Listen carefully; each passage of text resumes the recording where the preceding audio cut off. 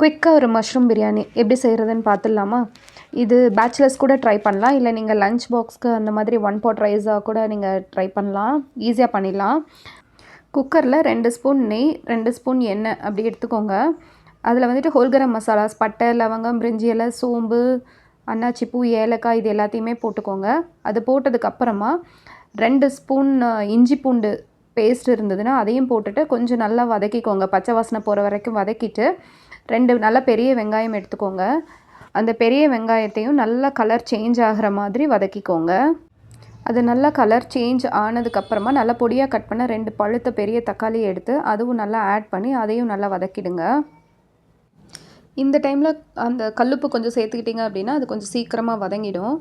கழுவி கட் பண்ணி வச்சுருக்க மஷ்ரூம் ஆட் பண்ணிக்கோங்க. இந்த டைமில் அதை நல்லா வதக்குனிங்கன்னா மஷ்ரூமே தண்ணி விட ஆரம்பிக்கும். இது வதங்கிறதுக்குள்ளே மிக்ஸி ஜாரில் 2 பச்சை மிளகா, கொத்தமல்லி, புதினா வச்சு கொரன்னு அரைச்சிக்கோங்க. நம்ம பசங்க பிரியாணியில் அதையும் அந்த தனித்தனியாக அந்த இலைங்களெல்லாம் தேடி தேடி எடுத்து வைப்பாங்க. இப்படி அரைச்சிட்டா அது உங்களுக்கு ஈஸி ஆகிடும். அதை ஆட் பண்ணதுக்கப்புறமா மசாலாலாம் ஆட் பண்ணிக்கலாம். மஞ்சத்தூள், மிளகாத்தூள், மல்லித்தூள், கொஞ்சம் கரம் மசாலா ஆட் பண்ணியிருக்கேன். இதையும் சேர்த்துட்டு நல்லா வதக்கிக்கோங்க. இதுக்கப்புறமா 1 கப் தயிர் ஆட் பண்ணிக்கோங்க. நான் இன்றைக்கி பொன்னி புழுங்கல் அரிசி தான் எடுத்திருக்கேன். நான் 1 கிளாஸ் அரிசிக்கு வந்துட்டு 2.5 கிளாஸ் தண்ணி, அது எனக்கு கரெக்டாக இருக்கும் குக்கரில் வைக்கிறதுக்கு. கொஞ்சம் நேரம் ஊற வச்சுட்டு நீங்கள் எடுத்திங்கன்னா இது கரெக்டாக இருக்கும். அந்த மாதிரி நீங்கள் மெஷர் பண்ணிக்கோங்க.